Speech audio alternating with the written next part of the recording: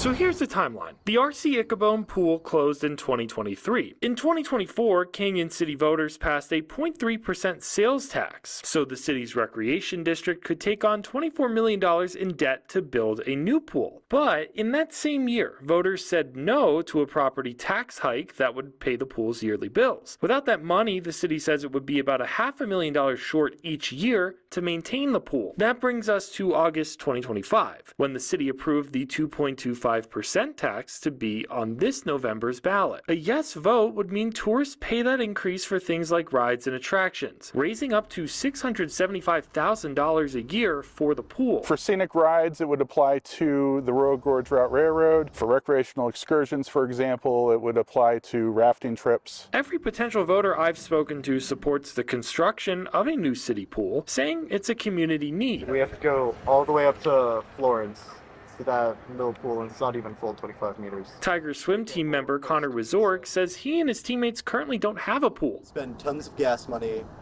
to go all the way up there and all the way back. We don't have a home meet, meaning that we have to go somewhere and ask them if we can do the home meet there.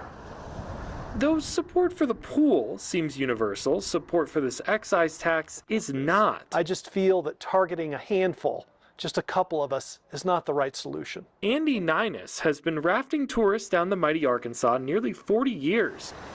His company is not headquartered in city limits, but because his vans pick up groups downstream, his business would be subject to this excise tax. It will cost each one of my guests about $2.90 for a half day, about $5.60 for every full day, for me to drive them 2.1 miles through Cañon City. And he's not the only one who views this tax as wrongfully punitive on certain industries. In a letter to the city, the Royal Gorge Route Railroad called the tax discriminatory and offered to donate $100,000 annually to the pool as an alternative to the tax, saying, quote, "Although other attractions and recreational businesses would be subject to the tax, the RGRR's tax burden represents by far the lion's share of revenue." In addition to added costs, Ninus said it would also encourage tourists to seek out attractions in other counties. We also operate in Chaffee County. And Chaffee County, those are our peers, and they will not have to convey this financial burden to their guests.